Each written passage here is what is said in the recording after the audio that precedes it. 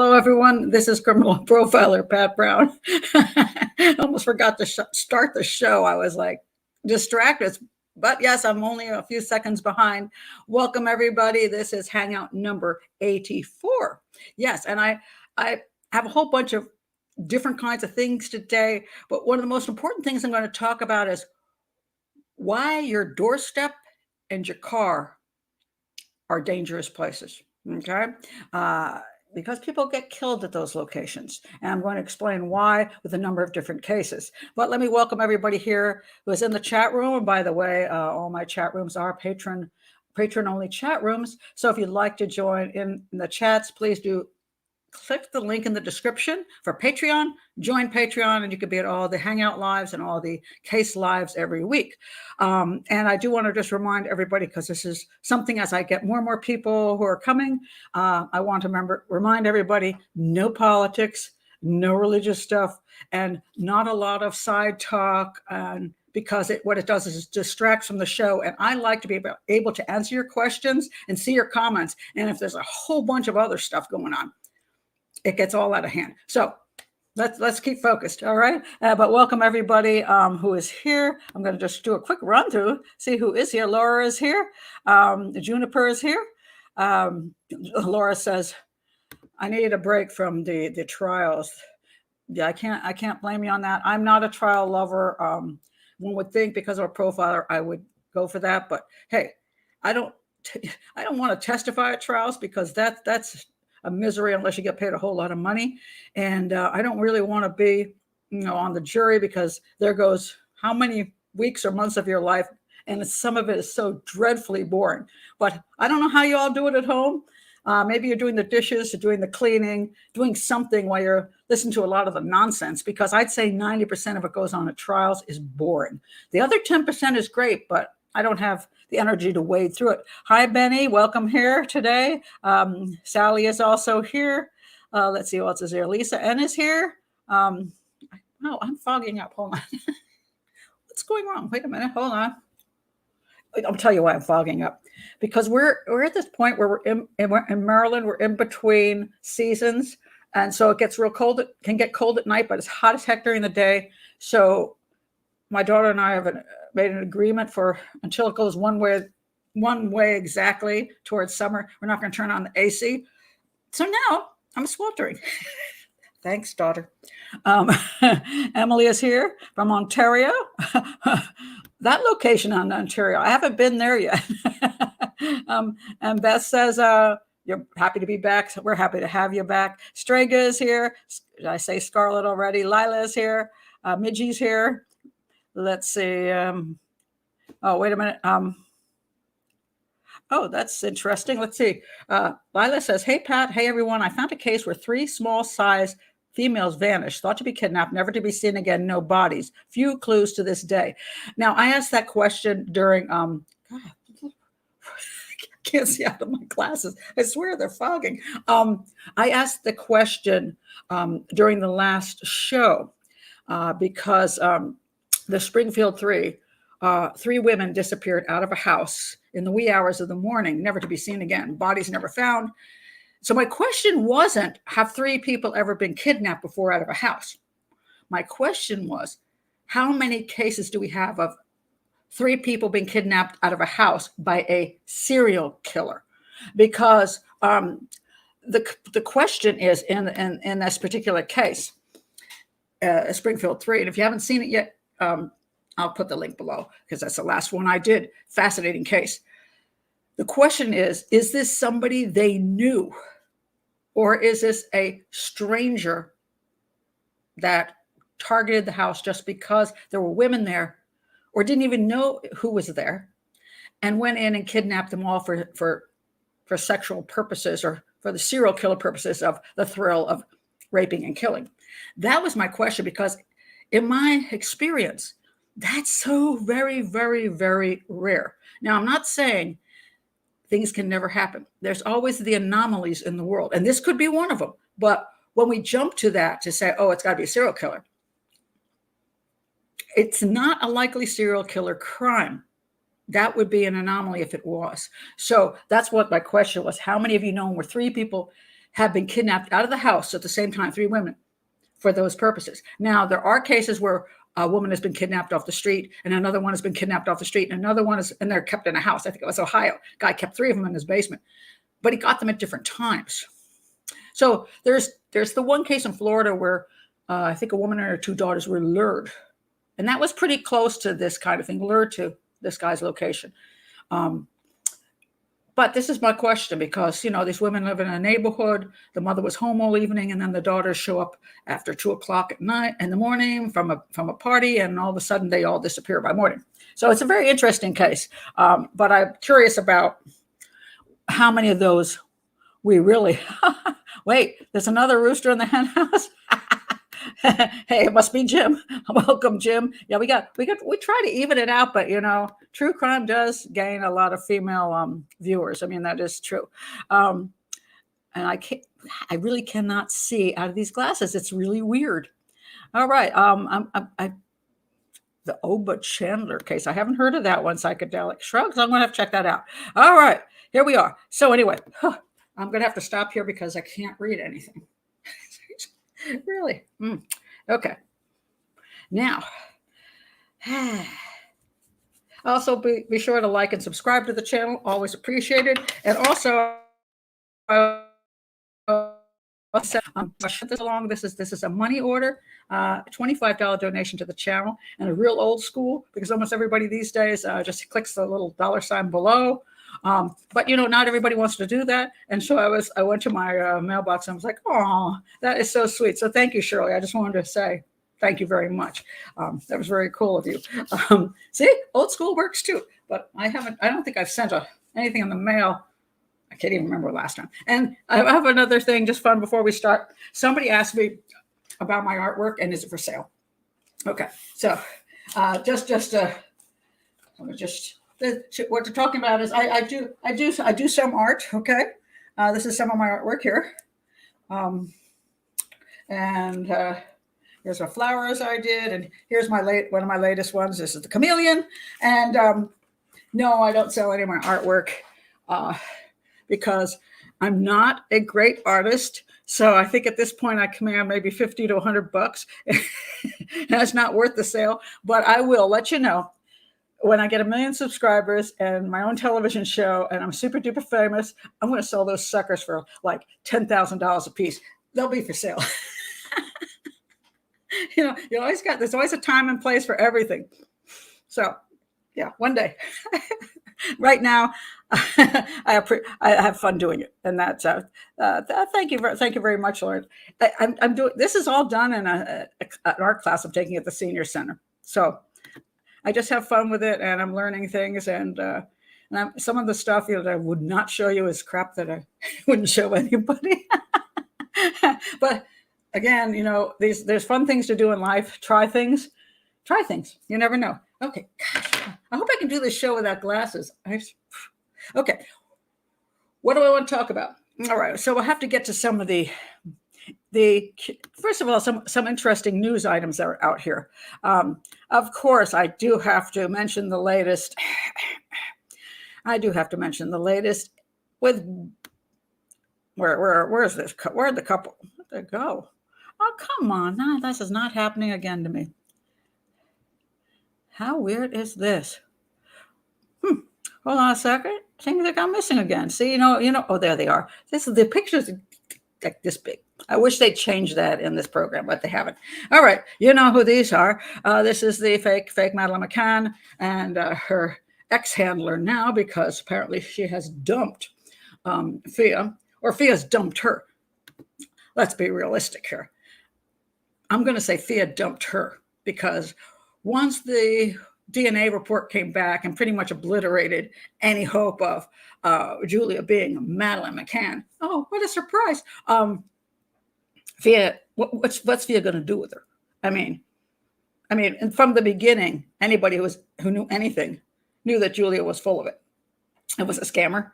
But a lot of people did think she was a truly kidnapped child, and maybe she was Madeleine McCann, because they know nothing about the Madeleine McCann case, and they actually think Madeleine McCann might be alive.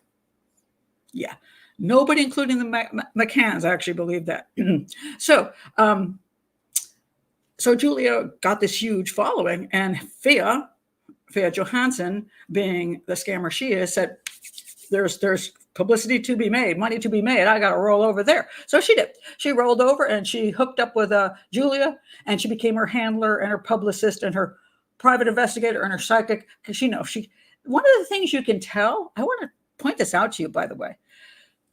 If a person in their bio has 20 different job titles, that usually tells you they're a scammer, because most of us do not have all of that. And if we're going to exaggerate who we are, it gets a little concerning. So if I say, hi, I'm Pat Brown. I'm a criminal profiler, private detective, artist, model. I'm trying to think of something else to throw in there.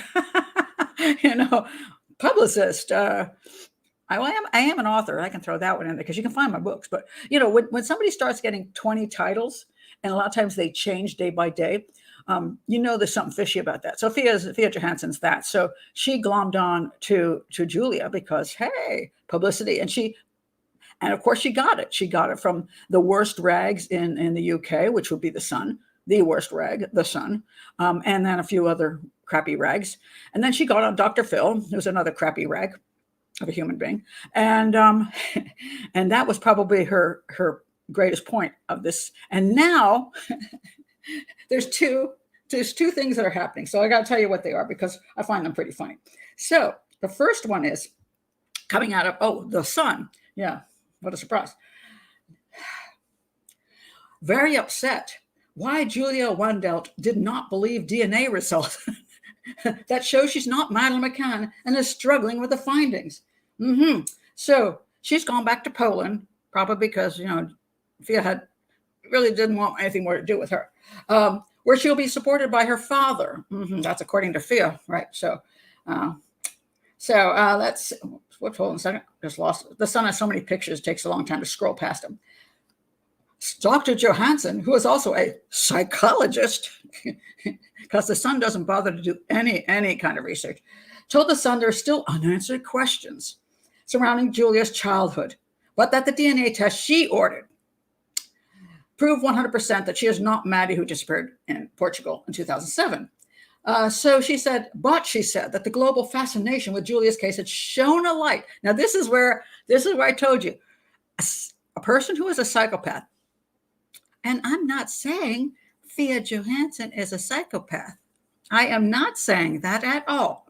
But I just want to point out that there is a trait among psychopaths where when one scam is up, they just jump into the next scam. For example, serial killers do very well oftentimes in prison. Why? They enjoy killing. So they're off there. They've killed, like they say, 10 people, 10 women, raped and murdered them, and they get caught. Well, then they end prison. Well, then they start the new game. The new game is trying to get attention from the press, going on dating sites, trying to get people to believe they're innocent, trying to get women to believe they can be high profilers and other people because they want to hear from a serial killer and want to do research. And it goes on and on and on. They want to get a movie made. They want to get a book made. They want to do artwork because, this always amazes me. It's like, I just showed you my artwork. Let me tell you something. I can command $50 for my artwork. But if only I were a bloody serial killer, I would be able to get a whole lot more because I'd be one of those prison artists that were going to be bragged about by the people who are anti-death penalty. So all of a sudden, I'm going to become a famous artist, and people are going to want to buy my work because they can hang it in their house and say, serial killer Pat Brown, this is her art. So it's not about art. It's about who's made the art and what kind of advertising they get. So a serial killer will change his game. And so will all other scammers. When one scam stops, they move to the next scam. So Fia Johansson, who I am not saying is a psychopath, I am not. However, I think she's got quite a few scams around, and I have put those in my videos. So now, I said she would, when she dumps Julia, as soon as she knew when she hooked up with Julia to begin with, she knew Julia was a big fat liar. but she didn't care because it was a good opportunity to jump in and get publicity. So she did, and she played the game. Well, I believe it could be true when she knew damn well it wasn't. Fia Johansson's not stupid. She's not. Julia's not very bright. Julia's still a scammer. But Fia Johansson's smart. Okay, I will give her that. So Dr. Johansson now says, the global fascination with Julia's case has shone a light on Maddie's disappearance, and their frequent social media updates has prompted 10,000 people to come forward to her with fresh information. Well, okay. It's been how many years? 2007 to 16 years now? 16 years. 16 years. Mind you, the Portuguese police have been on the case. Scotland Yard is still, they just got more money to continue investigating the case. Germany claims they know who did it, and they've got their suspect over there. And all of these great agencies in the world. Hold on a second. What? Oh, so what? Hold on. Disaster is about to occur. Excuse me a second. Holy crap, how did this happen?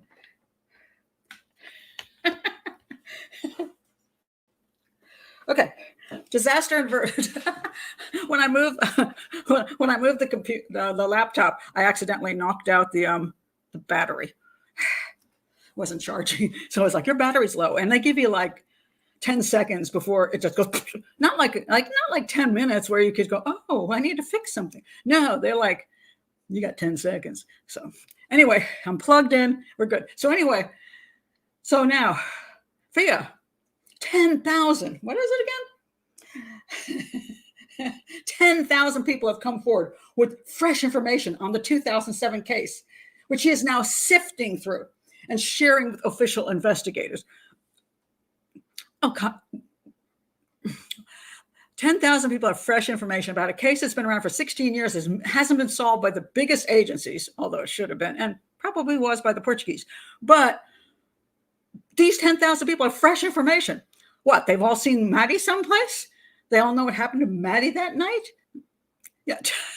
This is what you call an outrageous lie. That's an outrageous lie, Fia. All right. And she's sifting through it. 10,000 things. I'm sure you're not wasting your time with that. And she's sharing it with investigators who really could give a crap about 10,000 bogus pieces of information. So the investigators, I'm sure, have no desire to have communications with Fia Johansson. All right. Now it says here, okay, she flew to Poland to investigate Julia's case and told how Julia's strained relationship with her mother, along with her difficult childhood where she was abused by a male who was jailed for his crimes, made it difficult for her to accept the results. So she's like, oh, I can't believe it. Anyway, so she said, now that she's not Madeleine, she's got to move on with her life. And she has to come to terms with it. The DNA test has proven she's from a small village in Poland where her mother and many cousins are from. The tests don't lie. Yeah, but Julia does, and so do you, Fia. So now she made it sure it was safe for her to return to Poland. How are you going to do that? What's unsafe about her returning to her family? You figured out her family weren't abusers after all of this, after you basically said they were? And that she has support, and she's going to look at the treatment she needs. And I will continue looking into the case, you see. So it says, Dr. Johansson had vowed to help Julia find the truth about her background, but of course now she doesn't care because that's all boring. But now she's helping solve the Madeleine McCann case. You see, this is her new thing. She's now going to say she is a lead investigator with her fake private detective license, that she is now going to find out what happened to Madeleine McCann.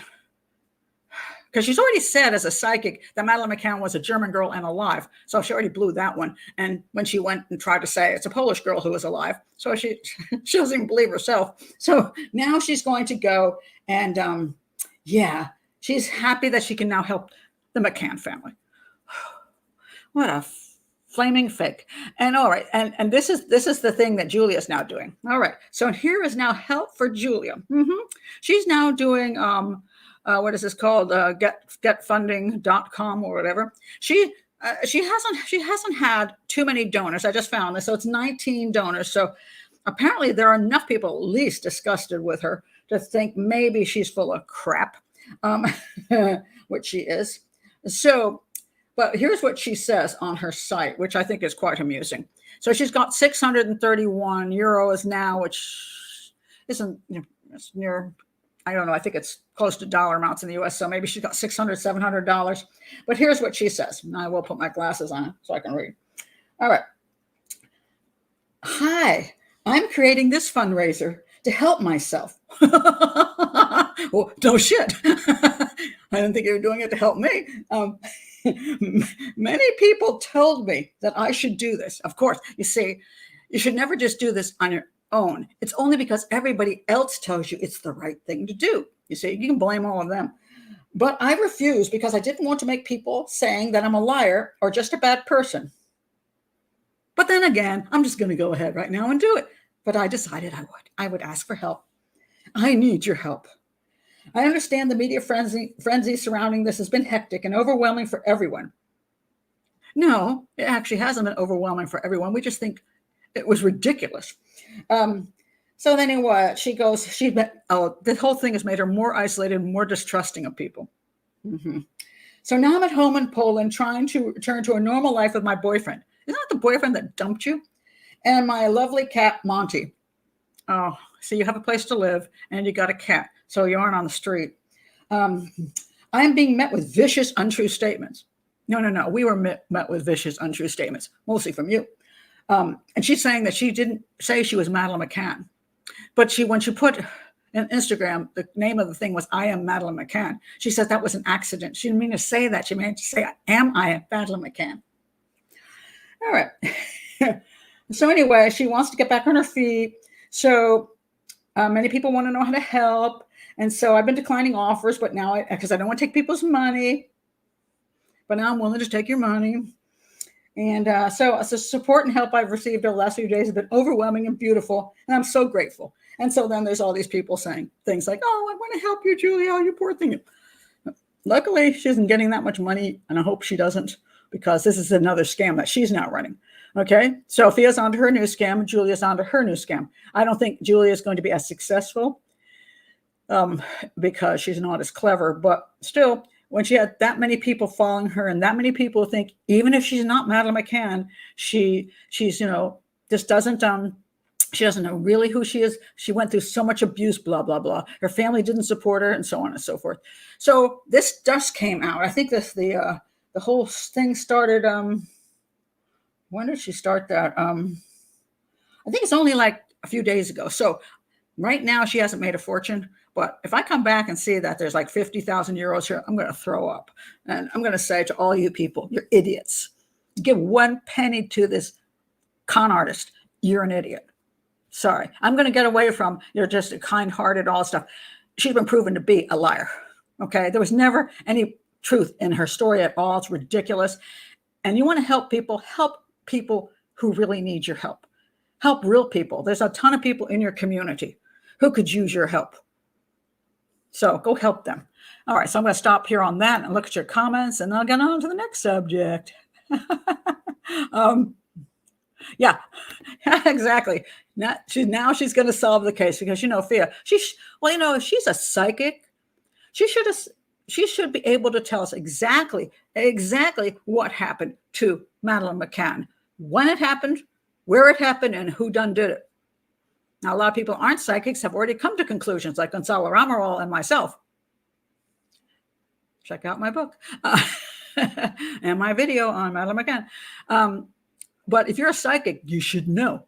And all she's come up with so far is Madeleine McCann is alive and was a German girl, and which is ridiculous because almost everybody believes she's dead, regardless of who did it. She's not alive. And she certainly wasn't going to be Julia. And so this is all just ungodly nonsense. Lauren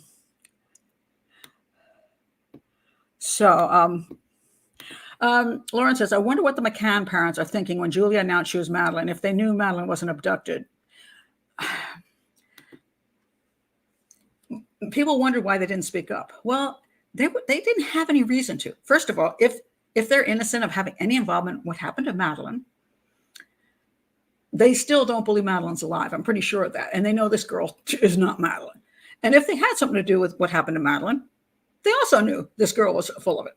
So it served them no purpose to say anything. But did they get harmed by it? So there's a lot of people out there going, oh, the poor McCanns, what they've had to suffer looking at this girl. They're not suffering because it's putting Madeleine's name back out in the public as an abducted human being. I don't think they're suffering at all. And now they've got more money from Scotland Yard. And who knows, sometimes I think they wish it would quietly go away. But they have to pretend they want it to keep going. So they're in, I think, an interesting bind. If they're innocent, of course, they want the investigation to go on. If they're not so innocent, they have to pretend they're innocent. So they might want it to disappear, but at the same hand, they have to go after, try to find Madeleine and find out what happened. So it's a catch-22 for them. Did she say that? She's following her? I have no idea. I don't know. Oh, yes. She felt in her heart Julia was mad. Yeah. And so supposedly Julia is still questioning whether the DNA results are even correct. So she's putting that one out there now, too. As a matter of fact, I didn't get to that article that she's questioning the validity. So anyway, that's my little bit on her. Now I want to talk about, this was fascinating. I just saw this and it was, this was really interesting. This just came up in the news. They're on there with, is that Andy? Yeah, Anderson Cooper. They're on with Anderson Cooper. Do you remember the story about the 4 Americans from South Carolina who drove down, 5 of them drove down to the border of Mexico, and supposedly for the woman in the middle there, so that she could get a tummy tuck. And now she's one of the survivors. One of them stayed back in the hotel on the motel. Okay, I'm sure it wasn't a hotel, a motel on the U.S. side, because she forgot her ID, which is an interesting thing to forget when you're going to Mexico. And the other 4 went over the border. That would be this woman supposedly getting a tummy tuck and 3 men. Okay, this is supposed to be her brother who survived, and then the other 2 men were killed. And what was clearly, they were kidnapped, and 2 of them were shot while they were being kidnapped. And so 2 of the Americans were dead, and these 2 survived. And now they're on Anderson Cooper telling a story. All right. Now, I have spoken about this fairly recently. And one of the things that bothered me about the story, because tell you, it's hotter than hell in here. The story that bugged me was this. The woman, I'm trying to figure it out. Hold on, let me pull her name up here. So I don't keep saying the woman. That's not quite right. Hold on a second. Let me find it. Okay, here we go. All right. Her name is Latavia Washington McGee, and Eric Williams is, I believe, the brother. So Latavia McGee. Okay. This is the woman here in the middle. Now, the story goes like this. If you don't remember the story or haven't heard of the story. So this group, Latavia decides she wants to get a tummy tuck. So she's going to go down to Mexico, to Matamoros, right? Matamoros? It was Matamoros. Just across the border to some clinic is going to give her a tummy tuck, which she supposedly had done before. She's quite overweight, like obese, and has quite a bit of tummy. And apparently whatever tummy tuck she got before only tucked up a little bit, and now she's supposedly going back for another one. That's if you believe the tummy tuck story at all. So she claims she was going to this clinic. And so now the reason she's doing this is because tummy tucks are expensive in the United States. So it cost twice as much as she did it where she lived.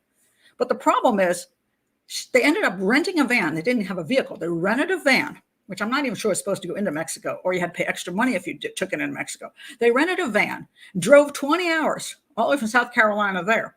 Now, mind you, she had one of the girls was with her, the girl who didn't have the ID. She just wanted to go to the clinic and have a friend with her. They could have flown there for cheaper. And then the 2 girls could have stayed on the, done whatever they had to do. But no, 3 guys who seemed to have nothing to do. Like one I think was married, had kids and stuff. Suddenly they didn't have anything to do for an entire week. And somebody claimed, well, they wanted to go to help her and also get a little vacation. That is not a vacation spot, folks. I mean, unless you're in love with Mexico, like I might consider it a vacation spot because I've been all over Mexico. So even though that's cartel territory, I figure if I go over there and I just don't do stupid stuff, I can enjoy good Mexican food and maybe some music and, nice park, even in that area. These are Americans who've never been to Mexico. Cancun would be their choice, and not this location on the border. So this is garbage. So anyway, they're going to drive down there and she's going to go to this clinic. Now, mind you, a tummy tuck takes at least 7 days. You have to stay in the area because you can't leave because you have to get tubes taken out of you and stuff. So it wasn't like they were just going to go to the border and come back. They would have to spend an entire week there, which made not too much sense to me. A liposuction might be a day worth thing. So I was suspicious about their supposed reason for going there. And the claim was from the American government is these people had no criminal, criminality associated with them like drugs and stuff, except that, what's her name again? Latavia, woman in the middle, her husband is in jail for, guess what? Drug dealing. He got quite a long sentence, quite frankly, for drug dealing. So the question was a tummy tuck thing a cover story? And was it a tummy tuck, or was it supposed to, or didn't the family really know? She's just calling it that. Was it a liposuction, which would be, I say, at least a one-day deal, some excuse to go to the border and not take a plane? So I pointed this out. I said, look, people said, well, you're blaming the victims. I'm like, okay, I'm a profiler, and I cannot help when I look at a case to wonder how things went down. Now, were they kidnapped? Yes. The claim was they were mistaken for Haitians. Personally, I don't think they look like Haitians, but all right. And they had a North Carolina van with them. I don't really see what the Haitian thing is. That they were part of some other group trying to hone in, between the drug cartels down there, the Zetas and stuff. Okay, I get that. Or something went wrong somewhere. Somebody should have. And supposedly they were taking Latavia over there, the three guys, and couldn't find the location of the clinic. And we have never heard, this is one thing that bugs me, we have never heard any information confirming that she had an appointment for surgery in Mexico, in that location at that clinic. I'm like, if they're there for completely innocent reasons, why the hell don't we hear what clinic they were going to, or that they had paid, something had to be there, some information, not just they rolled across the border and got lost. So anyway, so my concern was not that I'm saying that they couldn't have been innocent Americans. They could have been, but I had an issue with the tummy tuck story that just didn't ring right to me. So I'm like, okay, so I let it go because we've heard nothing since until they're on Anderson Cooper. Then I heard this. So now they're on Anderson Cooper. And the story is they were kidnapped, which they were, and they were being held in these number of different locations. And the cartel was trying to decide what the hell to do with them because basically all hell had broken loose because they were Americans. Maybe they really didn't know they were Americans. I don't know what they thought they were, but anyway. In the middle of this, while they're in captivity, supposedly the cartel guys want them to have sex. And they said, we're brother and sister, so, we really don't want to do that. But then the brother said something interesting. He said, Latavia was pregnant. She was pregnant at the time she went to Mexico. Now, first of all, hubby's been in prison for quite a bit. So was she pregnant with him? Or was she pregnant with somebody else? I don't know. But here's the thing. So I look up pregnancy, tummy tuck, and liposuction, the two different possibilities. And of course, what they say is before you get the surgery, they do a pregnancy test to make sure you're not pregnant. Because if you are pregnant, they won't do the surgery. Do you know why? Because it's dangerous for the fetus. That the anesthesia could kill the fetus. There's issue of birth defects from the I guess whatever they're doing, and the anesthesia and the medicines could cause birth defects. And then on top of this, what a stupid time to get a tummy tuck if you're already pregnant. Because what happens after you get the tummy tuck and you continue to be pregnant? Well, then your tummy gets bigger. And then it undoes a lot of what the tummy tuck stuff did. So anybody who's pregnant is going to get the tummy tuck after the birth. You see, she's already had 6 kids. She just seems to get pregnant a lot. Was it 5 or 6? So you would wait, go ahead, have the baby, then you go down to Mexico and get the tummy tuck. Maybe you want to lose about 150 pounds too, but you get that after the birth, not before the birth, and not while you're pregnant and could harm the child.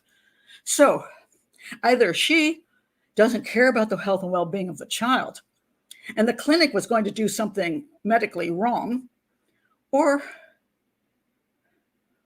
she wasn't going there for a tummy tuck. I find that information extraordinarily fascinating. So, yeah.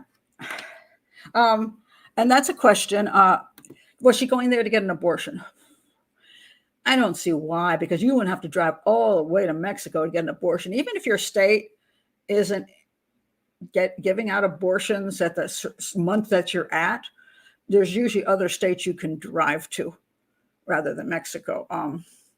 And again, if that's what she was down there for, it's just, unless she was very pregnant, it's hard to tell. She's very heavy.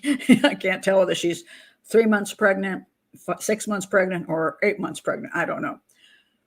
But the tummy tuck story sucks. And I also don't see why you'd have to have 4 people go with you. You can just fly down. And if it were an abortion, that'll take you a few hours. And maybe just stay overnight to make sure you're okay before you leave. To go down there, this whole thing, we're taking turns driving all the way to Mexico so you can get your tummy tuck when you're pregnant and overweight. It makes not sense at all.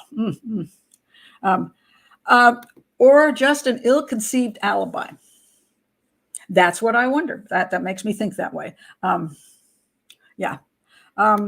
Anthony says, Mexico is one of the only places that you can pay for a tummy tuck in cash. If they had to deposit a large amount of cash in the bank in the U.S., it might draw attention to them. Well, no question that, yes, Mexico is making money off this stuff. I mean, some of the stuff in Mexico is fine. They're doing dental work. There's a lot of reasons people go to Mexico. My son went to Mexico for dental work. My sisters and her husband have been to Mexico for dental work. I mean, it's a lot cheaper than the U.S. I don't object to them going to Mexico. It's the circumstances under which they went, which make very little sense.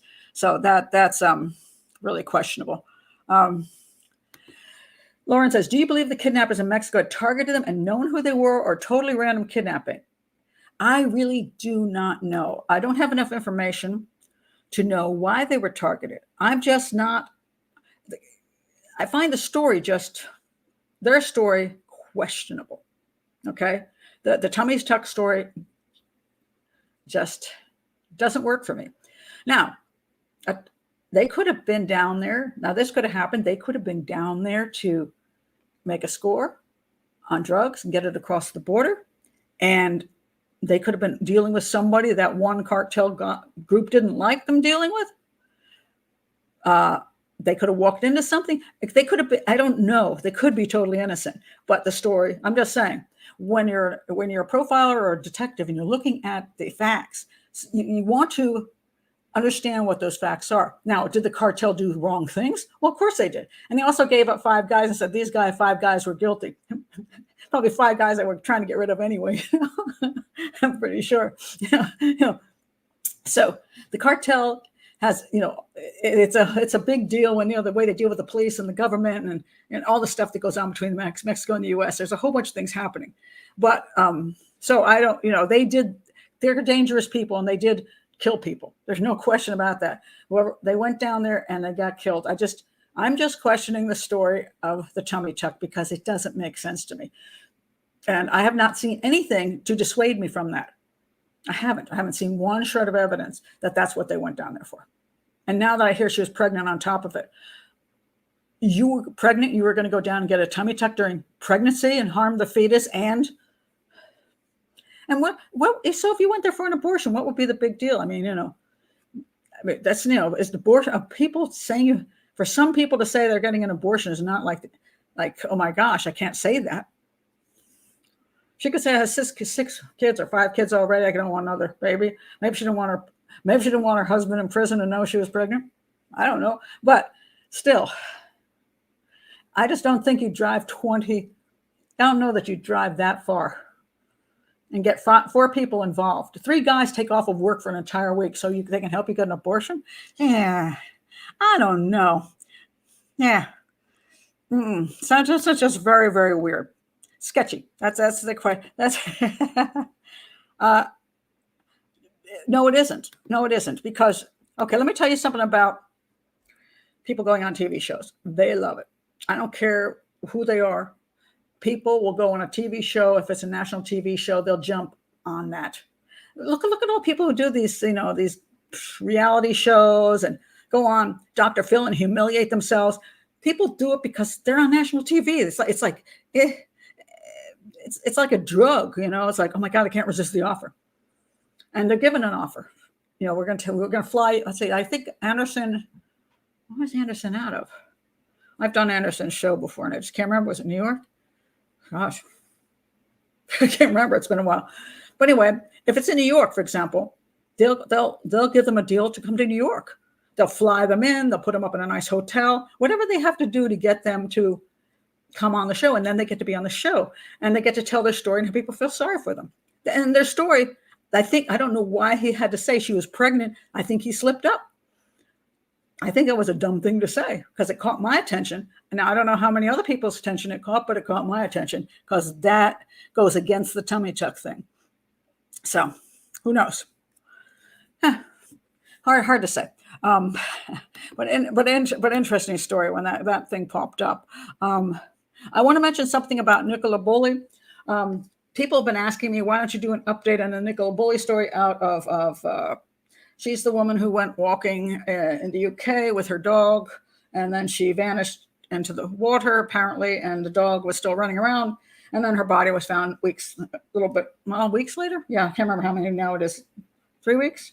But anyway, they are now doing, so people saying, what's the update? What's the update, right? Hold on, let me find the update here. Hold on a second. Oh, here we go. All right. So the update on this. And I'm like, well, they're going to have a full inquest in June. What update should there be before then? I'm not a gossip channel, so I'm not going to go on every day talking about, oh my God, and then so-and-so said this and so-and-so said that, and oh, this is what happened. But this popped up today, or one day ago. Nicola Bulley, police divers. So now police are diving in the location. So this is going again. I was, oh my God, what's happening? What's happening? So I looked it up. Police divers carry out work for coroner in River Wire. All right. So Nicola Bulley was 45, went missing while she was walking her dog back in January. Body was found 23 days later, about a mile away from where she was last seen. Now, there are people that believe that she was kidnapped, and then they searched the river, she wasn't there, and then somebody had her body someplace and then put it into the river in a different location. Chances of that happening are very small, but one of the things that the inquest should tell us is, A, what was the decomposition of her body? Had it been in the water for 23 days? I'm waiting for that because that's what comes hopefully with the inquest. They should be able to figure that out.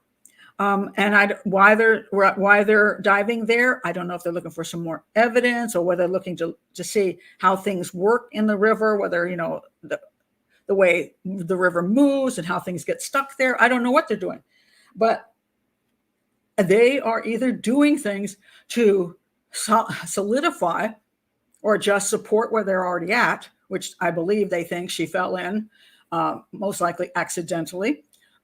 Some way, and that's just where her body ended up. So far, that seems to be what the belief is. And I'm not saying they're trying to ignore other possibilities, but they're doing due diligence to determine certain things. And in June, they will bring that information forward. And if for any reason it comes out that there's something fishy about why she was in the river, no pun intended, like the decomp is wrong or something else is wrong, then they'll let us know at the inquest. So wait till June, folks. That's all I have to say about that. Wait till June, because otherwise it's just, we're speculating over stuff that we just, we have the basic story. And unless there's something to prove that otherwise, whatever. Elizabeth Holmes, I want to mention her because she was trying to not go to prison. Thank God. She was trying to stay out of prison until her appeal, her appeal went through. And thankfully, the answer to that is no, you get to go to prison because she sure is guilty as hell. She is beginning an 11-year jail term. That's a prison. It's a prison term, not a jail term. Jail is under a year. 11-year prison term this month after losing a bid to stay out of prison while she appeals against her conviction over the Theranos scandal. So she's going to appeal and it's going to waste a whole bunch of more money. But of course, she's going to do that. But she was found guilty, thank God, by a California jury of 3 counts of investor fraud and 1 count of conspiracy. And they were trying to say that her lawyers were trying to persuade the appeals court that alleged misconduct happened during the 4-month trial. See, now you can't, they're not saying that she didn't do it. They're just saying there was misconduct.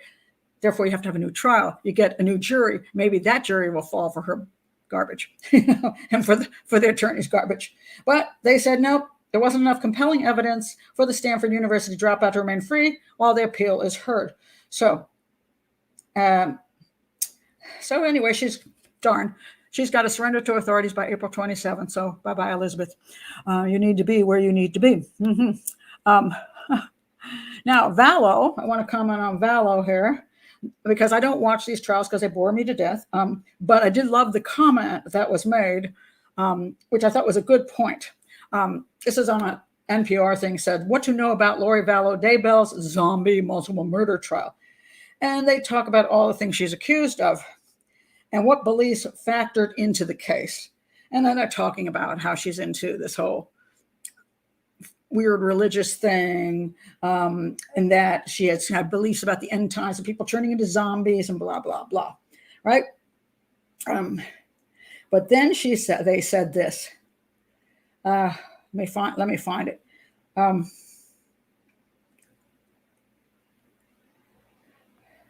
on. Oh, come on, where'd it go? Oh, it's a great statement, too. Now I'm going to lose it. Oh, here we go. The defendant used money, power, and sex to get what she wanted, Blake said in court, according to the Associated Press. It didn't matter what it was. That is accurate. I don't care about anything she claims. She used what those 3 things? Money, power, and sex. She used those things to get more money, power, and sex, to have her freedom, to have her control, to play games. This is what she loved doing. So you can throw all the zombie crap around that you want, or, oh, I believe this, I believe that, wasn't in my right mind. No, she is a manipulative psychopath, and she did all these things on purpose and killed her children and her husband, ex-husband. Well, she killed a bunch of people, or she got them killed, including, I think, her brother, right? Is he dead? I lost count of her count. But yeah, if that woman doesn't get found guilty of everything and get I don't think they have the death penalty in California now, but at least 150 years in prison would be nice. Let's see. Lauren says, I'm about midway through the Patreon show about the Vallows. One case that on the surface I never would have been reminded of, but has several elements in common is Sherry Shriner. I'll have to look that one up because I don't know that one. Elizabeth Holmes is the worst. Yeah, she is. She's white collar crime, but she screwed a lot of people's lives over. And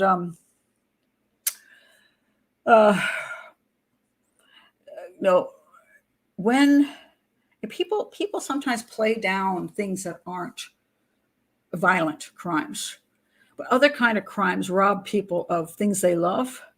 They rob people of their security, their futures. There's a lot of things that get taken from you and then cause you to not trust people anymore and do a whole bunch of other damage psychologically. So it's not okay. And on top of it, it's never okay to allow criminals to be criminal and just say, well, not that big a deal. No, it's a big deal because this person purposely did this and to many, many people for her own, she was getting her kicks out of it. That is, speaking of psychopaths. Yeah. That's one. Oh, was that the lizard imposter people? Oh, okay. There's,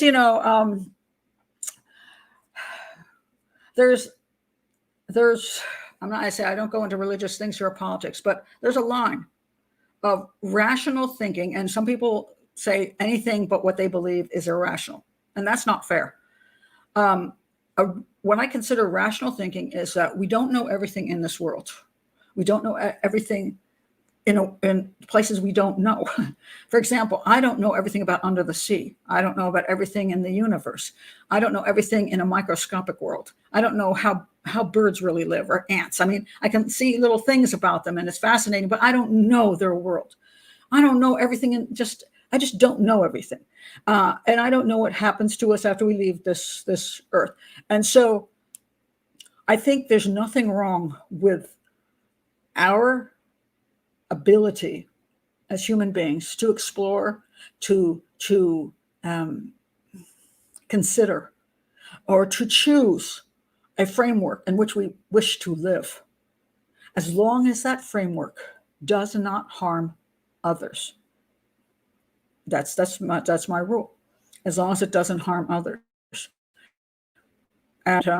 And sometimes frameworks are very necessary for society. Even different groups have different frameworks, different cultures. And although we may think those cultures are weird or different, or may like, hey, that ain't even right. If the culture, that's something that gives framework to a group of people so that they can survive on this planet Earth, we have to be fair about it, because our framework isn't necessarily always right either. But when we cross a line into dangerous stuff which harm other people, where we're abusing other people and stealing from them and all kinds of other things, then that's when we have to say, as a society, you've gone too far. That's why murder is not allowed. Because there could be a society that says, well, that's perfectly fine. I guess if the entire society thinks killing other people is great, all right, don't come over here. Don't cross into our society then and start killing us off and saying it's fine because you're all zombies. Yeah. So every society has to have its laws and its rules, and so I don't care what you think, but when you start killing your children because you claim they're zombies, but you're obviously manipulating and doing all kinds of other creepy things, there becomes a point where society says you can't do this. And so and then they've crossed that line. They know. The thing is, many times people know that what they're doing is wrong. It's legally wrong, whether they think it's morally right because they believe in certain crazy stuff, or stuff that maybe it's not so crazy, but they believe in it, but you still know it's not allowed. For example, in the United States, polygamy is not allowed, but there are groups that have polygamy. All right. Now, their group may believe polygamy is fine, but it is against the law. All right. So either you find a new place to do it that doesn't break the laws, or you're going to have to go underground and break the law. But you're breaking the law, even if you think you're right. So what I say, I don't get into the politics or religious thing. I just want to understand that a lot of times when it gets into a situation where people are murdered, children are murdered, and people have claims, they know the murder was wrong. Otherwise, they could do it in public, but they're not doing it in public. They're hiding it because they know in the society in which they live, that is illegal. So I'll stick with that. So,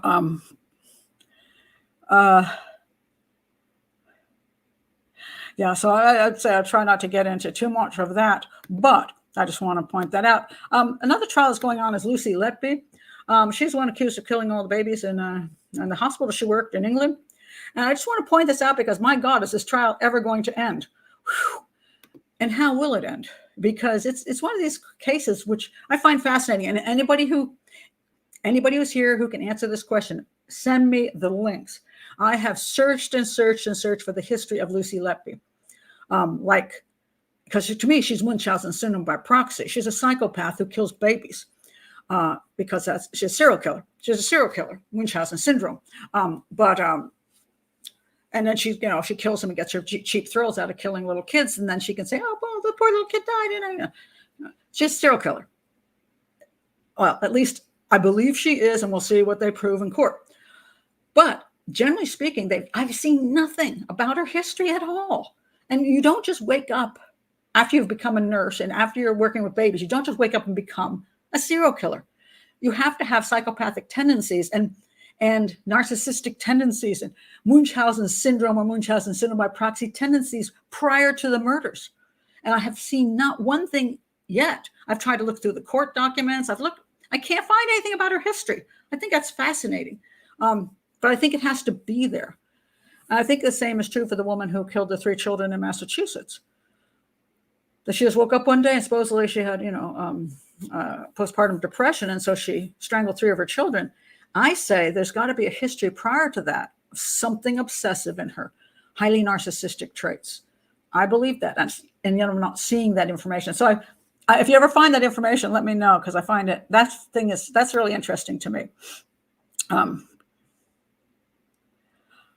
I have not seen that. I don't usually watch Stephanie Harlow unless I just need a basic outline of something. But does she have information about Lucy's background, or just the story of what's happening with Lucy? Because she does usually stories. Benny says, I have searched for Lucy trial too. I can only find some YouTubers commenting on the ongoing trial. You got to do a show about her when there's info, but there's no info available. And I mean, it's just, I say it's, I mean, to me, it's pretty obvious she's guilty, but and that the hospitals downplayed her possible involvement for a long time to prevent lawsuits and to prevent looking bad. So the hospitals are part of the cover-up issue, and this happens with a lot of nurses and anesthesiologists who kill. They will go from hospital to hospital, and the hospital might get rid of them, but they won't tell the next hospital that they're suspicious that they might have knocked off a couple patients, and then they go and do the same thing in the next hospital. So that's as much as I've seen so far, and I haven't seen information on her history, which is what I'm very interested about. Not info about her background. Yeah, I don't care about the trial. Just, because I say I'm pretty bored by the whole thing. It's just, I could condense that. That's why I don't like the way we do trials. I think it's months of nonsense. And it should be condensed to, these are the facts. Let's get it over with. But it goes on and on with all kinds of stuff, and I can't keep up with it. So I let other people deal with that. She's a good storyteller. Yes, I agree with that. She does good storytelling. As long as she doesn't get into analysis, I'm okay with her. Yeah, that's the thing. The background is what's missing. I mean, to say she worked at this hospital and these kids died, and it's the story of what's happening. And so if you want a good, she does good information about what's happening in that particular crime. And so it's fine as a consolidated information about the generalities, but I can't find anything about the history of her. That's what interests me, not what's happening now. That just doesn't overly interest me. Now, I want to talk about the thing I was going to talk about. I was asked about Mr. Lee to talk about him because he is a very wealthy man. Let me find the story on him. He's a Cash App creator, which I do use. His name it's Bob Lee, isn't it? Wait a minute, hold on a second. Let me get the beginning of the article. Hold on a second. All right, Bob Lee. It is Bob Lee. This is Bob Lee. He is the creator of Cash App, and this is what happened. He's 43 years old. He had been living, I guess, in Florida, but he had gone back to San Francisco and went to a location. It's an enclave of high-rise condominiums near the Bay Bridge in San Francisco. And apparently he was stabbed to death outside on the doorstep. Okay, let's see what happened here. Let's see. Surveillance cameras had caught Mr. Lee staggering along the deserted street outside a high-rise, clutching his wounds and calling for help. At one point in the harrowing footage, he appears to be stumbling toward a car and then falling to the ground as the car drives away. So the car drove away and left him there.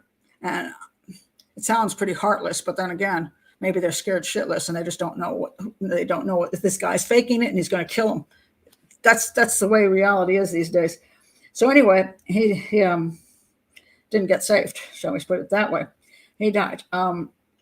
So the question was, why was he targeted, or was this a random thing? It was 2:30 a.m. that he collapsed on Main Street. It was a short visit to the city on the night he was attacked. The stretch of sidewalk where he fell was lined with luxury high-rise condos and is home to the offices of a company that operates and leases data centers. And so he was doing something there. But it was dark outside. And a couple other people have been attacked in the area, and they don't know who did it. Okay. So I talk about some of the most dangerous places to be. And that can be on your doorstep, answering your door, any place where there are vagrants, homeless people, can be very dangerous. And issues sometimes of stalking, where you end up being stalked and the easiest place to get you is on your doorstep or at your car. So I'm going to show you a number of different interesting stories about this. Here is a case. Oh shoot, I forgot how the guy's name is pronounced. Hugues, I think it's actually Hugues. Hugues De La Plaza.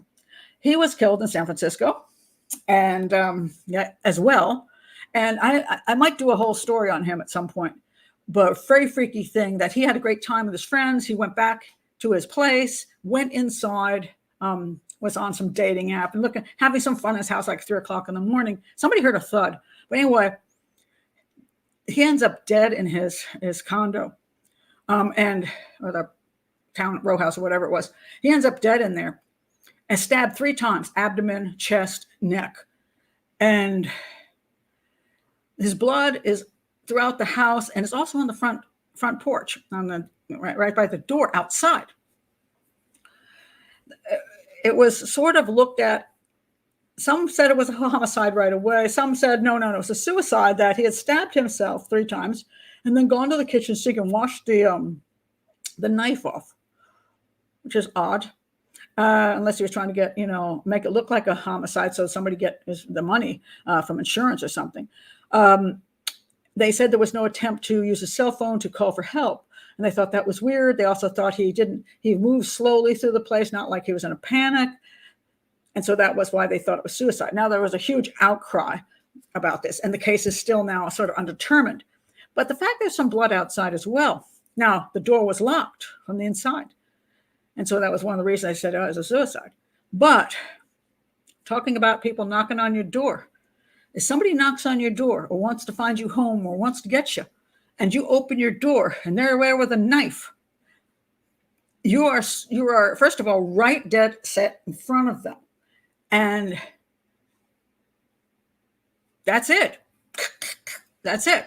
And that's why then you can stagger back in and close the door and try to lock it to keep the person from stabbing you some more, and then you die.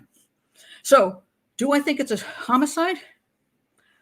I have not analyzed this case, but I just thought it was very interesting. That I find it a little weird that if it was a suicide, there's blood on the outside. That makes no sense to me. And then he'd wash the knife off. It doesn't really work. So I may do a whole show on this, but I just want to point out, somebody knocks on your door. There was a case, I think in Virginia, I remember, where somebody knocked on the door, guy opened up the door, and the guy shot the guy. It turned out to be some guy who used to write all these letters to the editor and didn't like this guy. It was some guy who, I guess it was a governmental guy, and some local government. He didn't like him. He kept writing these letters and letters and letters, and I guess it wasn't being paid attention to. And so he went to the guy, knock, knock. The guy opens up. So you can be a target right there at your door. Now, if you remember the case of Jill Dando, the TV presenter, did the crime show, she was shot to death on her doorstep. Now, I have a whole show on that. If I remember, I'll link it below. A guy was arrested who supposedly was stalking.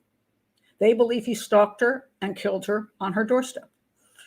I think he was found guilty, then appealed, and now he's not in prison. And people think, I don't know, some Eastern European mobs were after her, and there was a mob hit, and most of that's just, in my opinion, total nonsense. So I believe they had the right guy.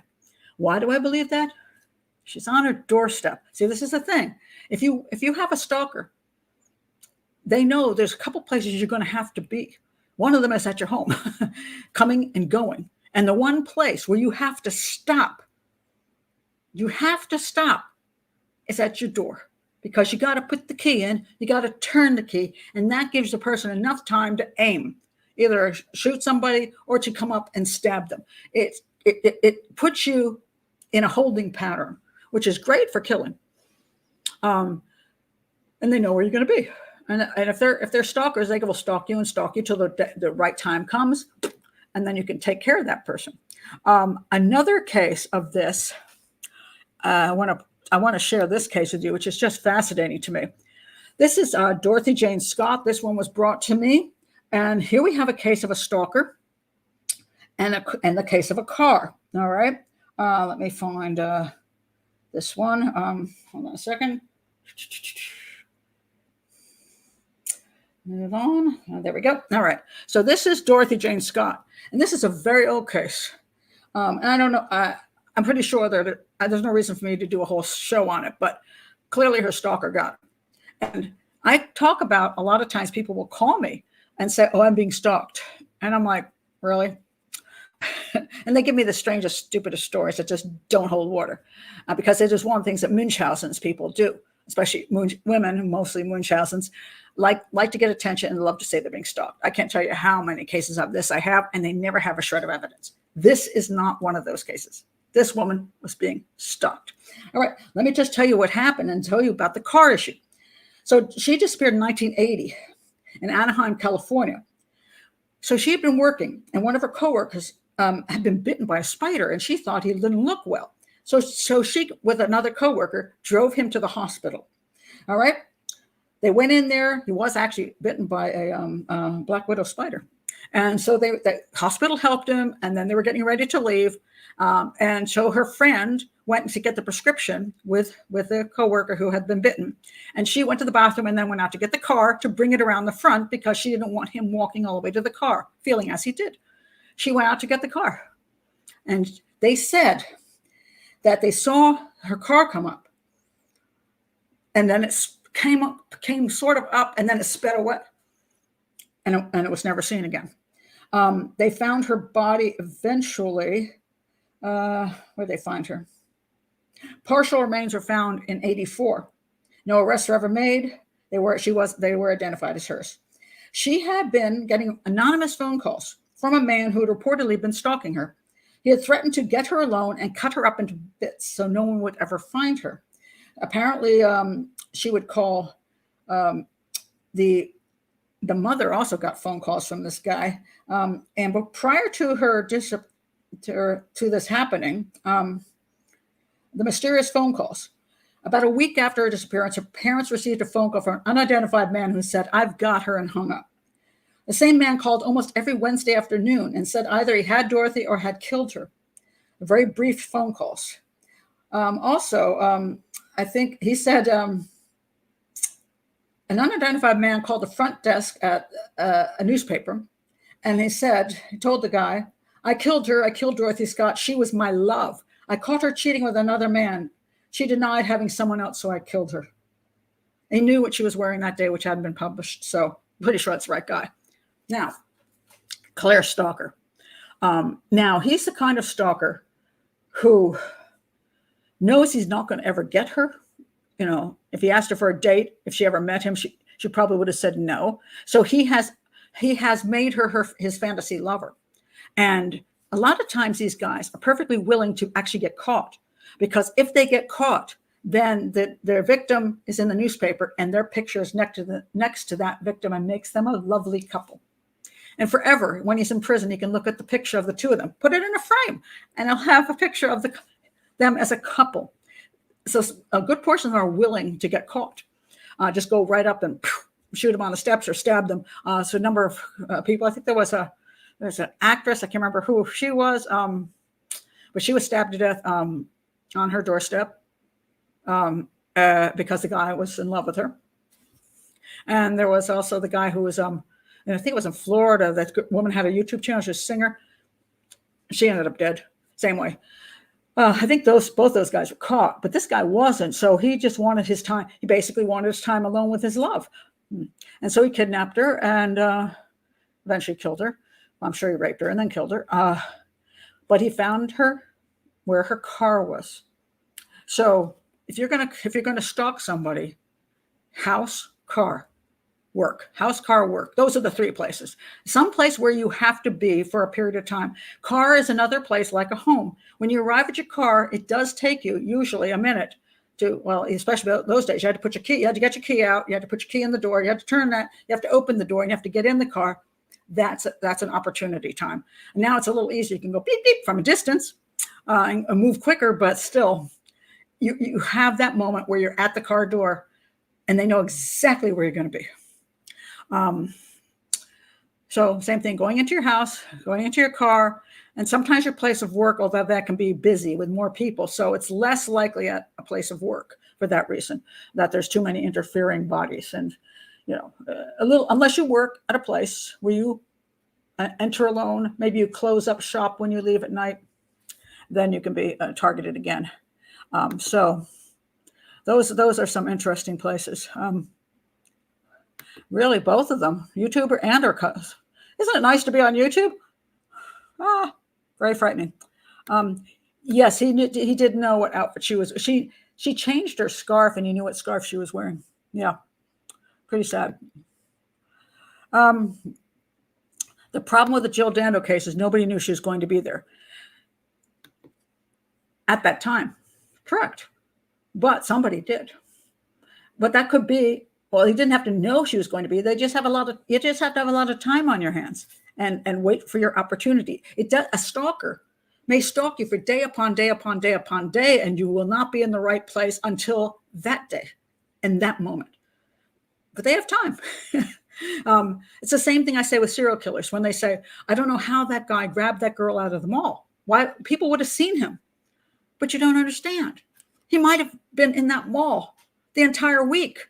He might have gone around and around and around. And every time he went around, and every day he went around, there were too many witnesses, and he never grabbed anybody.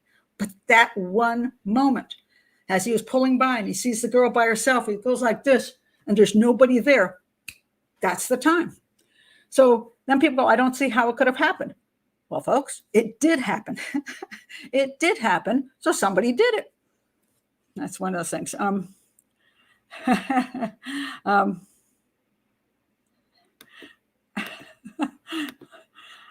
Three people in 1 year. I guess I was irresistible. I guess so. What was this? Who was this? Christina Grimm was murdered by an obsessed fan at a meet and greet. It is frightening because you can have stalkers that are, imagine that they're in love with you. You can have stalkers that hate you, stalkers that wish they could be you. I've had stalkers and they've all been female, by the way. Never had a male stalker, always female. And the ones that I've had, I won't say the few, the ones that I've had have mostly been, they liked me, but there was one who was jealous of me, and she was the most dangerous of all. She was definitely a scary one. Now, the one other place I think I want to point out about the San Francisco thing, the doorstep issue, this horrific case, and this happened right in Washington, D.C. This beautiful young woman was from Virginia. Hold on a second. Okay. Gotta find it.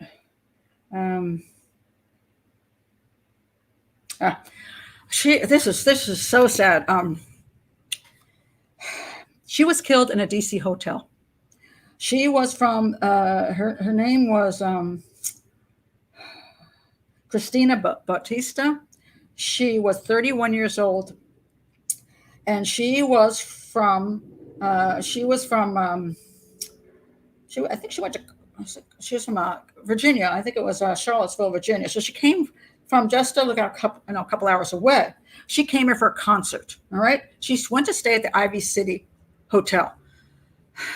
And here we have a problem with homeless people and felons, and sometimes homeless people that are felons. Ivy City Hotel, and this is warn everybody about this because this is a huge problem. There are hotels in certain cities that are being paid for by the city to house homeless people. Like half the hotel is homeless. But people who are from out of town don't know this. In other words, in my opinion, there should be a huge sign and there should be absolute huge information that if you come to this hotel as a person who wants to stay in our hotel, we have to warn you 50% of our hotel is homeless people.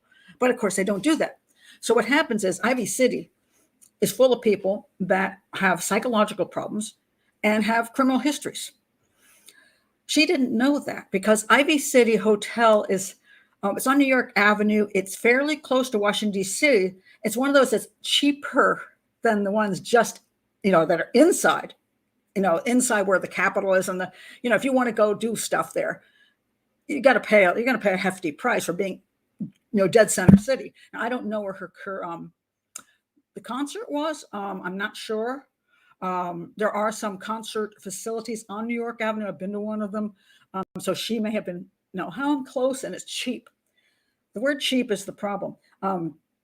My daughter, who's been in law enforcement for a long time, did private security work as a cop at one of these motels that had a lot of questionable people coming through. This wasn't a homeless shelter, but just seriously questionable people. That's why they hired people to protect the place, right?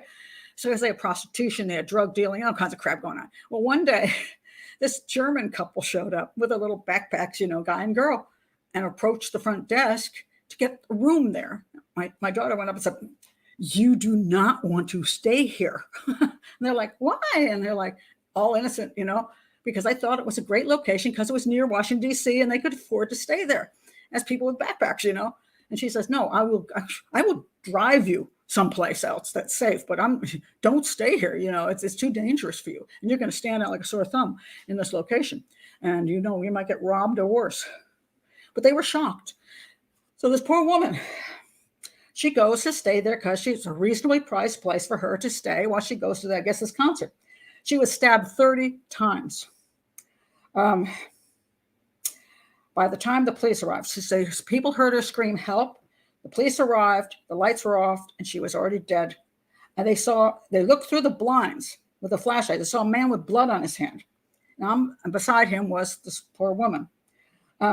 She was from Harrisonburg, Virginia. Sorry, not Charlottesville.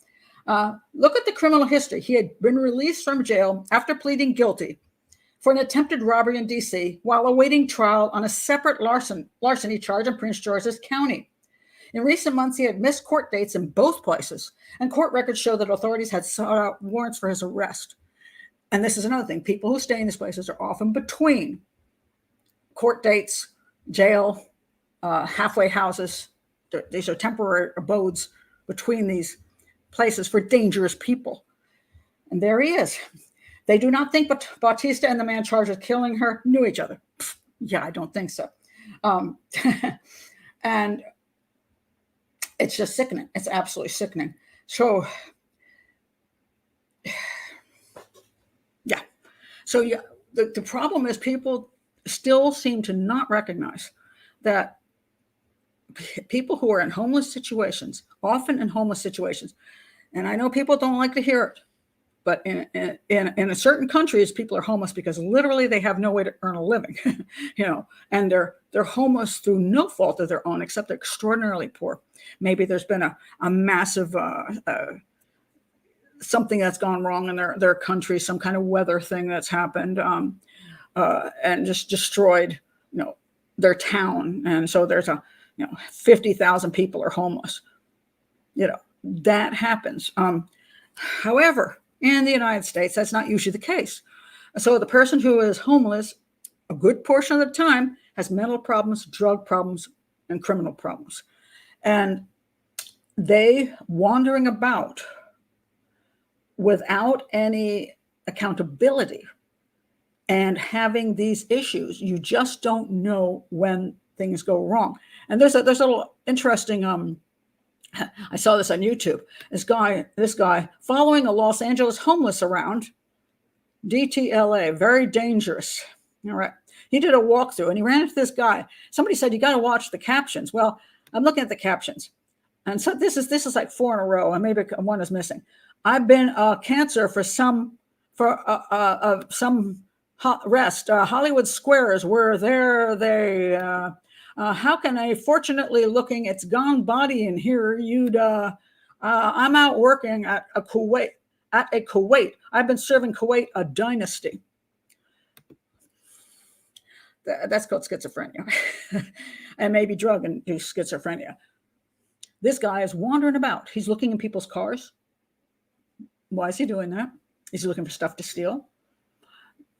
Where's he getting his food? Where's he getting his money? I've been threatened by people who've been on the street if I don't get the money. People have been stabbed by people on the street. And the problem is they can be dangerous. And the fact that we sit here and say they're not is crazy. Sure, there are people out on the street who have had bizarre things happen in life that made them homeless. Maybe they literally have no family. But most people have a family and have relatives. And the reason they can't stay with those relatives is either they've been there and the relatives have given up on them and have thrown them back out after they've stolen their stuff and refused to get work and doing drugs in their house and whatever else they're doing. They won't keep them in their house any longer. And they've run through all their relatives and now they got nothing left. Or they don't want to be with their relatives because they want to be free to do drugs.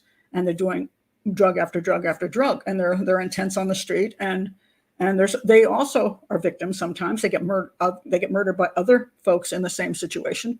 They overdose. It's a mess. And so when you go stay at a hotel, that's really a homeless shelter.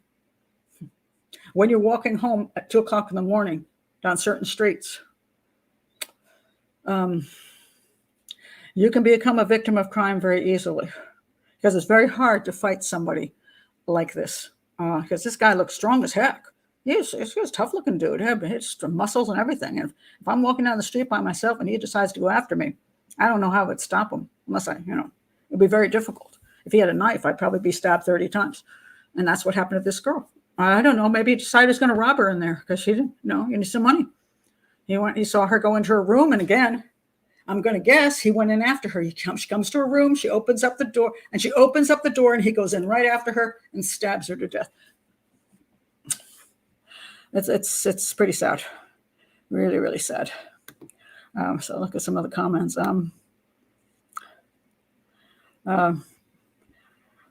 This is true. This is true. However, you can always point out the anomalies. The anomaly in the United States is that they're gentle and they have a poor support system, but the majority are drug users, have some serious mental problems, and families have given up on them. So, and again, we have the anomalies, but the problem is when you have too many people and 90% are not the anomalies, that's when the dangerous stuff happens. Okay. 10% of people who have had a bad deal, and you're walking down the street and you're like, which one of these 10 people is safe? Well, you got 9 people who aren't, and they're very, what's the word for it? Things happen just like that. It's like they can flip really quickly. And that's the problem. I'm trying to figure out what's the word for the word went out of my head. It's, I've worked with enough people in the hospital system and the justice system to recognize that how quickly a situation can turn deadly. And as long as we do not provide safe streets for our citizens, even that one person you're talking about, that's just their harmless person, they're the ones getting murdered by the other ones. They're in danger because they become a victim too. That's the point. That so it's not safe for them either. So it's really volatile. Thank you. Volatile. Yes, it's a very volatile situation and goes out of control instantly. It's kind of like It's kind of like when the serial killer attacks people.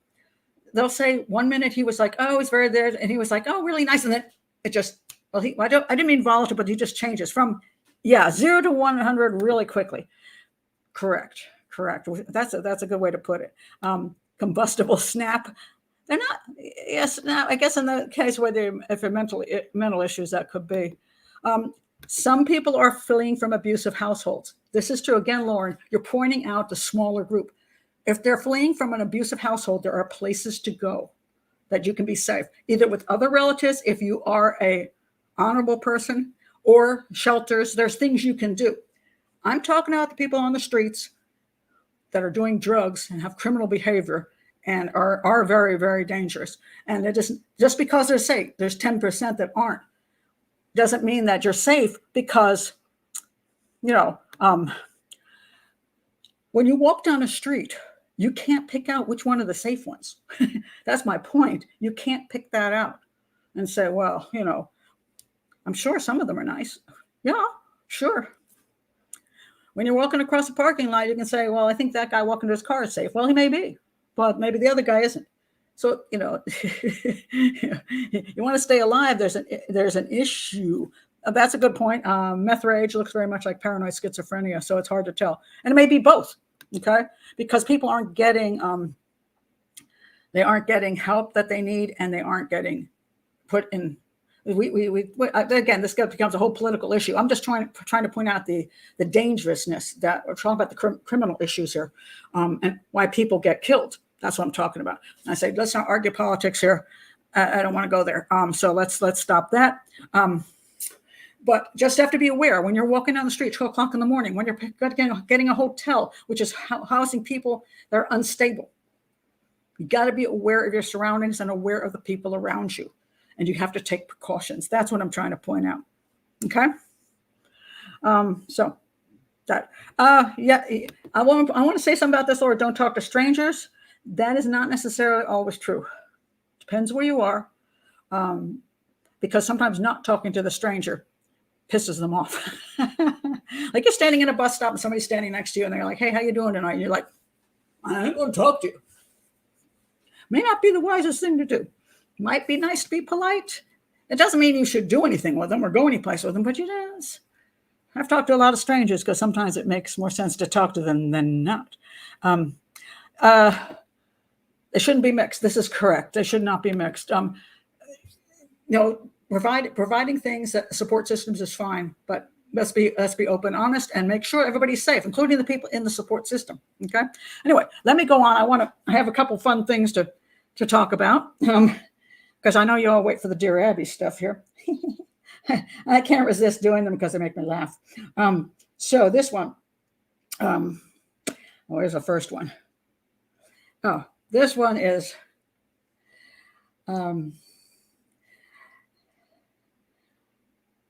okay, this guy. My family is upper middle class. I love to dine out. And at my instigation, we do it often. So this is the man talking. He likes to dine out, so he says to his wife, let's dine out. Our most recent meal at a fine restaurant came about when the restaurant was offering a weekly promotion of a 10-ounce strip steak with a side dish for $19.95, considerably less than the normal price. My wife ordered a 9-ounce blue filet, I don't know how to say, which was $40.75. One of the most expensive items on the menu. When the check came, she said she was waiting to see if I would have a heart attack, indicating that she knew her dish was pricey. My wife worked as an accountant before we married. I am semi-retired and manage our investments and shop for the family. We do quite well financially, but this is a common pattern for us. My wife said that she does not look at prices, and if we're going out to dinner, she's going to order what she wants. Although her expensive meals are not going to take food off the table, it seems like poor form to me. Your take? Dude, you're a control freak. First of all, you are semi-retired. You have enough money. You like to go to dinner. You invite your wife. And then you monitor her like a little child as to what she's allowed to order. You're a control freak. And you want her to bow to you. And wife, obviously these are problems you can solve at home. You can say, hey, look, honey, where do we want to go eat tonight? We can go to, let's see. There's a really nice Vietnamese place on the corner. And you know that the top thing there is $20. Go there. If you're going to go to a place where some of the stuff is $60, $70, $100, this is your wife. You've been married for what, 20, 30 years now? You all can decide how much money you want to spend that evening. And you can make your plans. I mean, you can go to a tasting. I went to one in San Francisco. It's one of my favorite places of all time. It was amazing. I went there. I didn't read up properly. I was doing television there, so I'd rented a car. So they valeted my car. I went in, and I then realized that there were like only two tables a room, and I opened up the menu, and there were 4 choices: 200, 250, 300. I was like, holy crap. And then I'm looking to figure out how I can get out of there, and I couldn't figure out a good way to do it. So I said, screw it. I'm being paid for this. I'll just have myself I'll just take this as a fancy time. So I ordered the $200. And it was the best meal I ever had in my life. It was a chef kept coming, and this I'm making for you. It's amazing. And I had some wine, so it was $300. But anyway, it was one of the most outrageously priced meals I've ever had. And I still remember it. But dude, you don't want your wife to order something that's expensive. For God's sakes, you all can decide not to go someplace, something not so expensive. And just because you want the $20 steak, you're going to make her eat the $20 steak too. She's got to eat what you approve of. You're a control freak. I feel sorry for your wife. She's probably put up with it for years, and it's and she's found little ways to get back at you. That's a little passive aggressive thing she's doing because you can be controlling her for all this time, and she's fed up with it. Cheapo honey isn't getting any of that evening. Probably not. I mean, it's like, really? Okay. Let's see. What was the other one I thought was funny? Speaking of control freaks, now here's a female control freak. This one's Newsweek, which has turned into a rag and is no longer anything that anybody should read. My son won't speak to me as I didn't attend his wedding. What should I do? Now, interesting, when you listen to her diatribe, you can see how everything is everybody else's fault, and she's always the one that has good reasons for everything, and everybody's mistreating her. Dear Newsweek, my son and his fiancée chose to have a destination wedding at Disney World, but partly due to the cost, I couldn't attend. Actually, she could attend. She chose not to. So she's lying right up front. The couple decided they didn't want to get married locally. They felt the people who loved them would be willing to take vacation days and spend a great deal of money to attend their wedding. I admit I had a very low opinion of that expectation. I will agree on that. I do not like destination weddings. I think they're rude. I mean, we'll only, in other words, you can only come enjoy our wedding or be there for us if you're willing to spend money to fly to Cancun, to fly to Hawaii, to pay for a hotel bill, all that nonsense. No, I believe a wedding should be where family is. It should be kept at a reasonable, well, you can do whatever you want to pay for it, but the people attending shouldn't have to pay anything. You're inviting them. They're your guests. If you want to throw the party, big, huge wedding thing and pay for everybody to get on a plane, I'll be there too. But I agree with her on that. However, a busybody decided it was her place to tell a friend, a busybody. See, now she's saying there's people gossiping about her. A busybody decided it was her place to tell a friend of the bride. Wait a minute, a friend of the bride's mother.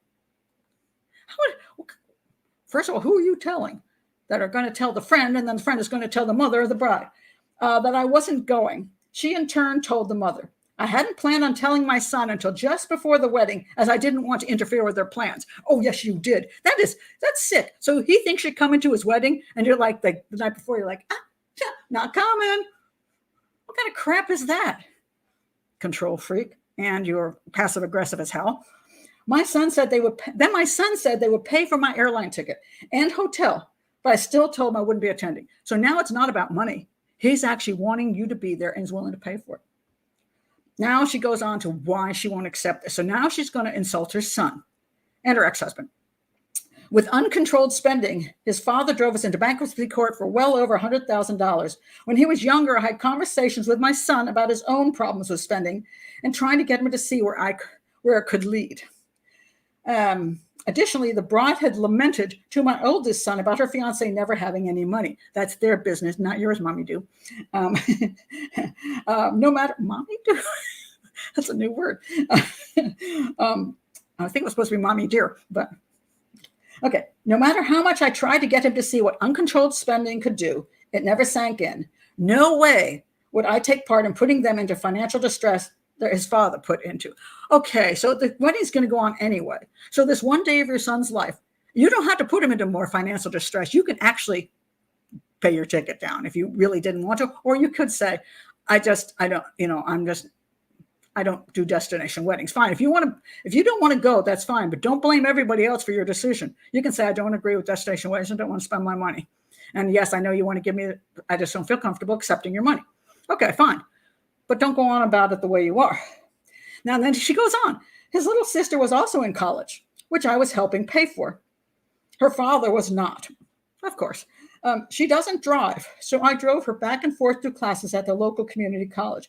We don't know why she doesn't drive. So now mommy has to every single day drive her back and forth to college. Is there not a bus? Is there not any option? But, mom has to not only pay, but then she's got a driver. She had classes the day of the wedding, so she couldn't attend either. She messed up her first semester of college, so there is no way she could miss any classes and risk failing them too. Her having to repeat that semester had been a financial strain on me. So wait a minute. You actually think that if she goes to takes one day off of classes, she's going to fail the semester. This is your excuse for she's not going. My estranged husband and son's father were always trying to make me look bad. But I don't think that's the issue. I think you're making yourself look pretty awful. He said I didn't go to the wedding because I hate Florida. Maybe that is your issue. No one took into consideration that not only could I not afford it, but I also wasn't physically able to make the trip. Half a mile down the road and my back is killing me. I have fibromyalgia, so I get pain from that. Now, I don't know how far away. She didn't say where she lived in comparison to Florida. I mean, was she just a couple hours away from right? Was she just at the top of it? Was she in Georgia, Alabama? Where was she? That she couldn't drive there. And if she's able to take a flight, and she's not thinking, if the drive is only going to be 3 or 4 hours, the flight is going to be relatively cheap. You can't tell me it's going to be more than $200 round trip. And a very short flight too. Then goes on. My husband, daughter, oldest son, and the newlyweds, her parents, my brother-in-law, his 2 adult children, and his grandchild, all from out of town, got together at a local restaurant recently. My estranged husband gleefully told me I wasn't invited. My daughter didn't attend the wedding either, but she wasn't ostracized. I haven't had any contact with my son in almost 3 years. What should I do? Wow. I'm going to say your son made a good choice. That's what I'm going to say. I'm going to say you suffer from a severe narcissistic personality problem, and everything is about you. Nothing is ever about anybody else. People are always doing you wrong, and your son has made a decision that he doesn't want you in his life. I'm pretty sure that your daughter, as soon as she can get the hell out of your house, will do the same. Whew, tell you, coming up with other reasons. My goodness, didn't she, Lauren? Wow. Sounds to me as she didn't want to go to the wedding and coming up for other reasons instead of just saying she doesn't want to go. And I think she's punishing her son. I don't think I think this whole thing is about punishment. He probably did something she didn't like, and she's going to punish him and punish him and punish him. There's another little article. I got a couple more because they're fun. This one, the complaint was, this one. Dear Abby, my ex hosts our daughter's engagement party, forbids my longtime girlfriend from attending. Okay, so it says, I've been divorced from Mildred for 10 years. I've been with my girlfriend, Eleanor, for 5 years. and we're serious, and she wasn't the cause of the divorce. That's fine. My daughter's boyfriend plans to propose to her at a surprise party. I got 2 things to say about this. I'll do the first one first. My daughter's boyfriend plans to propose to her at a surprise party. All her friends and family will be there. Mildred is hosting the party, and she is refusing to allow Eleanor to attend. My ex and Eleanor have never seen or spoken to each other. What should I do? Dear Dad, this is a terrible answer, Abby. Dear Dad, you should not allow your ex-wife's vindictiveness to dictate your social life. If you would like to bring your girlfriend of 5 years to the party, make plain to your ex that you'll be bringing her and then do it. Mildred does not have to like Eleanor to behave like a gracious hostess and lady. If his ex-wife is hosting the party, and I'm assuming it's at her home, she doesn't have to let your girlfriend in her home. It's her home. You can't bring your girlfriend there and say, let us bust in here. It's her place. Now, I don't know if she's doing it at a public event or what, but if she's the one giving the party, she gets to make the rules. Sorry, dude. Now, first of all, you ain't married to this lady. She's your girlfriend. All right. I don't know what happened between you and your wife, but I'm going to say she's pretty bitter. Now, if your son wanted to have you and your girlfriend there, he should be hosting the damn party himself. Then he can invite you and your girlfriend, and he can invite his mom. And then if mom doesn't want to be in the room with your girlfriend, then mom doesn't come. But if your son is old enough to get married and have an engagement party, he can host the damn thing himself, but he's going to let mom do it. Mom gets to choose who comes and who doesn't. Abby, you're completely wrong on that one. All right. Second thing, she's going to propose to his girlfriend at this party. I hate public proposals. I think they're appalling. I think they're wrong. And I think they're manipulative. You know, the ones where the guy suddenly goes to a restaurant and kneels down in front of everybody. And they come over and play the music. And then in front of everybody says, will you marry me? Not in a private room, as quietly where the girl's like, oh my God, I didn't know this was going to happen. And now everybody's looking at her and she feels like she's got to say yes. The one at the football game, you've seen every once in a while, one of them will go, no. And then the guy's totally humiliated. Or the girl gets on her knee and proposes to her guy or her girl or whatever in public location. I hate that stuff. I hate it. You know, the public event is supposed to be the wedding. The wedding is where 2 people have already agreed to get married. Nobody's surprised. They attend the wedding because they're going to then take their vows, which they have agreed upon taking. And then everybody can celebrate that wonderful, joyous moment. Asking somebody to marry you is a private event. That's where, now theoretically, you should know whether the person is going to say yes or no when you go for this. I mean, theoretically, yeah. I mean, when I got married, I had a discussion with my boyfriend about, are we going to get married? Are we going to get married? Aren't we going to get married? You got to let me know because I'm not going to hang around forever. And he went, oh, no, we're going to get married. All right. Then we went out and got a ring. I don't think he proposed to me. I think we just bought the ring. Okay. We weren't very romantic. But if you're going to do that, it's sweet. I get that. But you do it at home.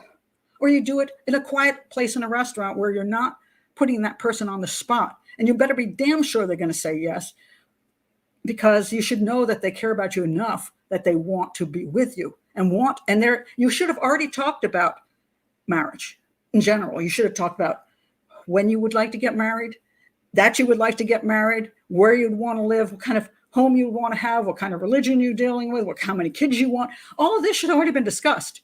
And then if you've already discussed it and you're like, you've got the basic plan going, and then you propose, that's lovely. But in a public place, I have never been fond of that. I think that's simply wrong. I just hate it, because it just, and also some people don't like that. Personally, that would not be me. Do not do that to me. That is just humiliating to me. I don't want that kind of attention. I don't want anybody staring at me. I have to go, oh yes, I'll marry you. I don't know. I don't like it. I just personally don't. I mean, if you really, really, really, really know the person you're going to ask, and you really, really know they would love a public exhibition, and you really, really know they're going to say yes, maybe okay. But too many times I've seen this go badly, and I just sometimes feel like the person is not happy that they were asked under this situation and forced into having to respond at that moment. So yes, these are awful. On sports cam, big screen, public proposal. Ugh, yuff. What if he brings a loud mariachi band? You know, yeah, I say, I just, yeah, at least be in a private freaking room. So if it all goes bad, you just don't embarrass everybody. You know, it's just like, oof. Oh. Yes, it's awkward to say no in public when people are taking pictures and TikToking it. Yeah, and sometimes they do this specifically with, you know, I saw this one recently, and this guy, oh my God, it was the biggest. He put this huge event together. He had videographers there and photographers, and I guess he's thinking this will be a great moment for the future. No, I mean, this woman, it was so overwhelming that and they were like, oh, it's so sweet. And I was just thinking, I'm horrified. Now, there are people who have engagement parties. One of my friends, Indian descent, she's Indian, American, but born in India. She and her husband, their son, their last son of 3, is having his engagement party. An engagement party. In India, you have an engagement party, then you have a wedding. And I've been invited to the engagement party, and it's going to be an all-day affair. But the two are already engaged. You know what I mean? They've already made the agreement. And during the party, they may exchange. They do things in Indian culture where often it looks like a wedding during an engagement party. They exchange. I don't know if they're exchanging. It depends on, you know, everything is a little bit different because the kids. It's a mix of cultures between Indian culture and American culture. And the son is Indian descent. Of his parents are from India, and the girl his parents are not from India. So I don't know if they're going to exchange. He's going to give her a ring at that point, or what they're going to do, an engagement ring. But they already know the party is planned. There's no big surprise here. They've obviously made an agreement. Probably talked to both sets of parents because that's respectful to say, hey, you know, I want to ask your daughter, you know, to marry her, or he's talked to, let's tell our parents or whatever. So you can have the engagement party. I just think popping the proposal in public is bad form. That's my opinion. But then not everybody agrees with it.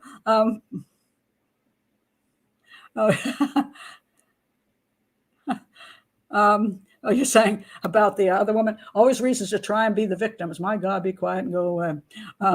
Victims, yeah. That lady was, she was victim of everybody. Oh my goodness.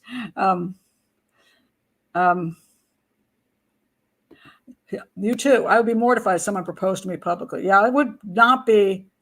Yeah, talk about the pressure. Yeah, I mean, again, if you really, really know this is something your intended would like, I'm going to give you a break on that. You know, if you really, really know it, you know, then fine. You know she's going to say yes or he's going to say yes, whatever. You already know it. And you know they'll be thrilled with a public proposal. You better know those two things. They're going to say yes and they're going to be thrilled.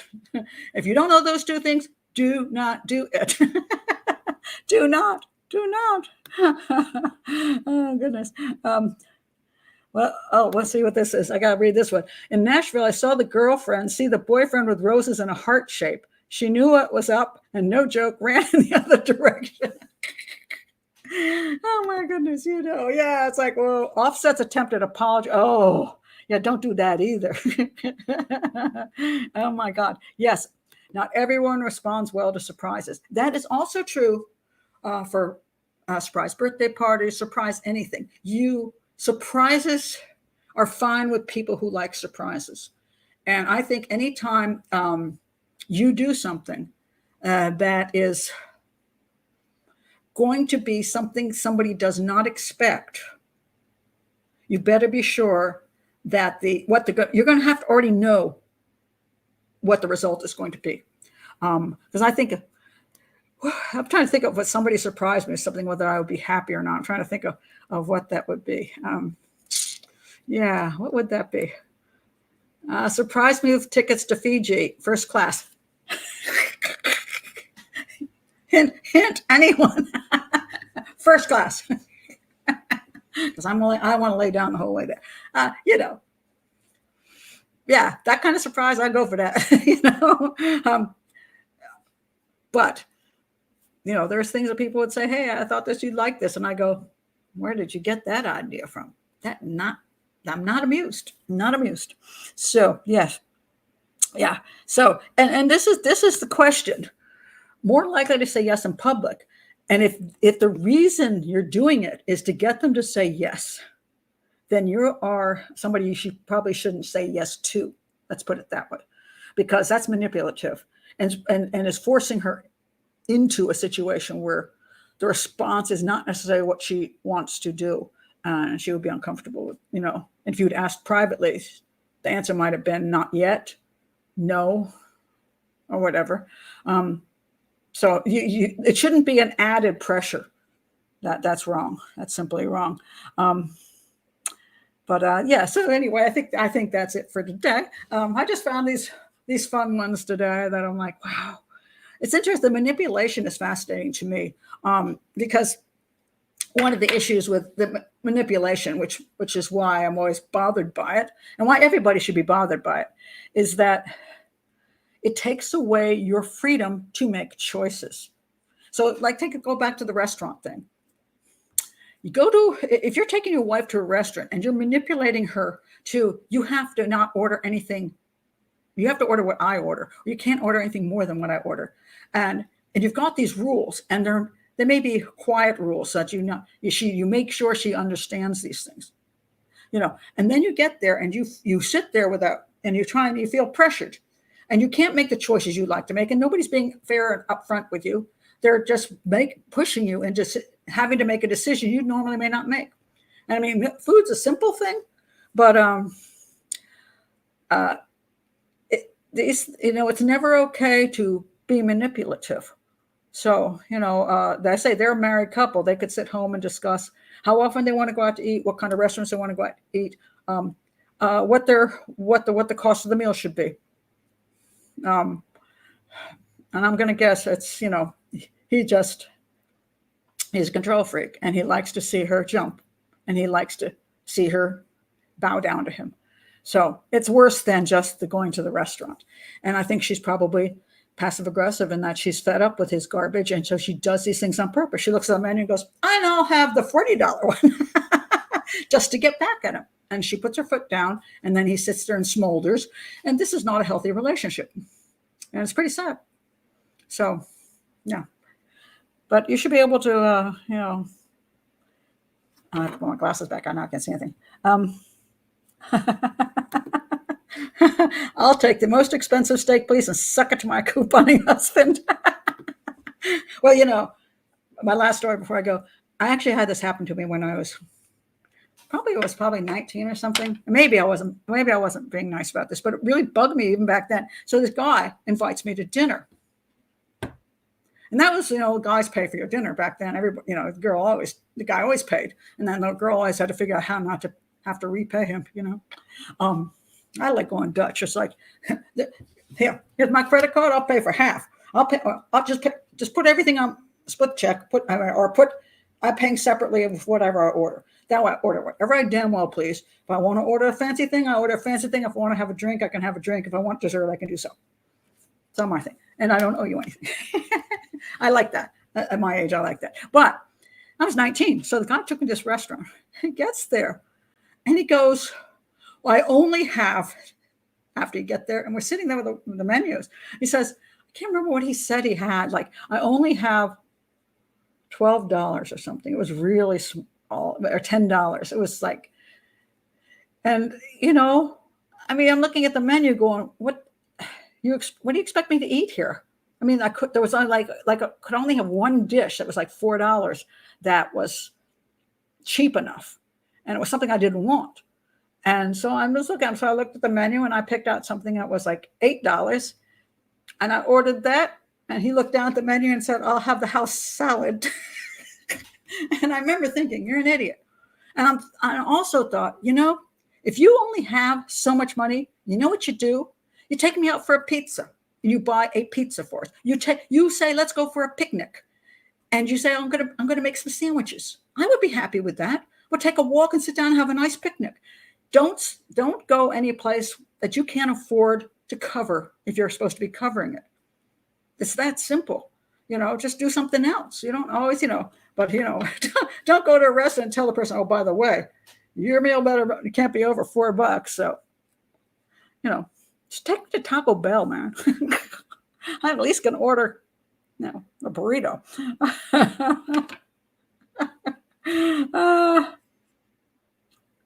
Let's see. If you're writing to advice columns to find anyone to back you up, you may be in the wrong. That's true. And also, I don't even know half time if these things are even true that are written into these, advice columnists. I think sometimes they just make them up. But yeah, a lot of times they are looking for confirmation of whatever their bad behavior is. Yeah, that's true. But a lot of times they get that confirmation because they either Abby, Ann, or whomever doesn't seem to catch what they're saying. They don't get what they're actually like. They don't read between the lines. Well, they just have bad advice. And then the person goes, yes, got what I wanted.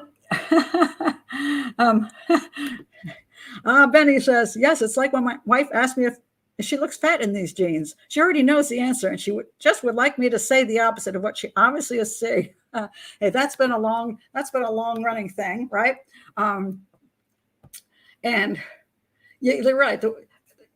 I looked Lizzie the other day, Lizzie, she's the one that sings and she's very, very obese. She took a naked picture of herself with like hands in front of her chest, just like this. And then the rolls of fat. So you couldn't see the bottom part. And she's like, I want to change body positivity. And I'm like, I am only half as fat as you, but even I don't like to look in the mirror at myself right now because I'm not stupid. So, I'm overweight right now. I know what I look like. So yeah. So what you don't want to do is ask somebody a question, which you're actually asking them to lie because you know the truth. If you have to ask if you look fat in the jeans, you do. Okay. Otherwise, you would be asking that question. You know what you look like. When something looks attractive on you. When something's a little bulgy. You know these things. And if you have to ask, you're asking the other person to lie. And then you can't win. If you say, no, yeah, honey, you look a little fat, you're in trouble. If you say, no, honey, you look great, she knows you're lying. So it's a no-win situation. Alrighty. I wish I had Lizzo's confidence. Lizzo, what's Lizzo? Maybe if you had her money, you would. She's very talented. She's got a very pretty face. She's extremely talented, extremely. But I think you can have positivity. You can be an obese person and be positive about yourself as a human being. But I think I think promoting obesity as normal and attractive is ridiculous. And that's just, and it's a lie. Let's face it. Being obese is not attractive and it is not healthy. And that's just the way it is. Neither is being anorexic. Being so skinny that you look like other famous singers. That's also extremely unhealthy and unattractive. Being a healthy weight is attractive and healthy. I mean, I don't know why we have to lie about these things. This is just stupid. Now, if you're overweight, but and you're like, hey, I'm having trouble. I'm overweight right now. And I'm not happy about it. Okay. But that doesn't mean I don't like myself. I mean, I can still do my show and be whatever, but hey, I just don't want anybody to shoot anything from here down. So I've done this. I've gone on I've done some television shows. I want to do what they call the B-roll, which is they want me to walk through a door and I'm like, oh, hell no. You can skip the B-roll. I'll do a B-roll, which is going to be, I'll sit here and pretend I'm looking at my phone. I'll do that B-roll. But you're not shooting a picture of my body right now. I'll get back to me in a year or two if I've lost the weight and then I'll show it all off. Okay. But I have confidence in myself. But I'm also realistic about my weight. And I would not tell anybody that they should be 50 pounds overweight, which is, I think, what I am right now. And she's not 50 pounds overweight. She's obese and it's extraordinarily unhealthy. So, yes, I like the happiness that she can exude, but I also don't think you promote it as healthy. That just bugs the hell out of me. Anyway, that's it for today, folks. going on to a rant, which I always do at some point. So glad you were here. Coming up on Saturday, I'm going to do the case of Robert Wand. I did a thing previously on a Hangout, but they've just come out. Peacock has just come out with a 2-part thing. And yes, they are the ones that did the horrible, just blanking on her name.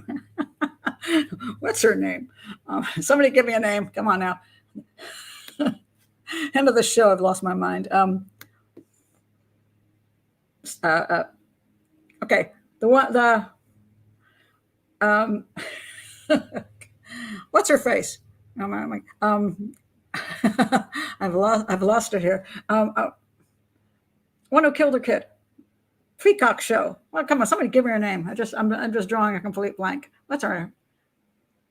That is the Child in the Trunk. You call it. Child in the Trunk. The bunk that smells bad. Anthony. Casey Anthony. Okay. Lost Casey Anthony's name. Okay. Peacock did the Casey Anthony thing, and so some people said, "I'm not subscribing to these morons anymore. This company is, doing this disgusting thing," and I agree with it. But they did do this thing on the Robert Wand case. I wanted to see it, so I paid for the month so I can see it. So I have seen it, but I've also sent you a link to the site Who Murdered Robert Wand. It's got most of the information there anyway, so you don't need to see it, but it was useful for me to see that. It's a fascinating case of a man who was killed. He was in Washington, D.C., and after work, he went to a friend's house where 3 men lived, and he ended up dead an hour and a half later. It's a fascinating case. So anyway, well, thank you very much, Laura. I appreciate it. So we're going to do that one. Yeah, it's a very interesting case, but I have 2 pieces of information, 2 clues in that case. I'm not going to tell you to now. I'm going to tell you on Saturday and one of the clues to me is so danged obvious. It was not, they did not go there in the analysis in the show. I've never seen it analyzed properly, in my opinion. And this to me is the clue to when it happened and how it happened. And that's the biggest clue. So there's one huge one, and I didn't talk about that previously because I didn't know about it. And now I do. So I'll be doing that show on Saturday. It's really fascinating. So yeah. Whew. Oh man. And now I'm going to go jump in a shower. My God, it's hot. Whew. All right. So anyway, thank you all for being here. And I will see you on Saturday, if not sooner. Bye.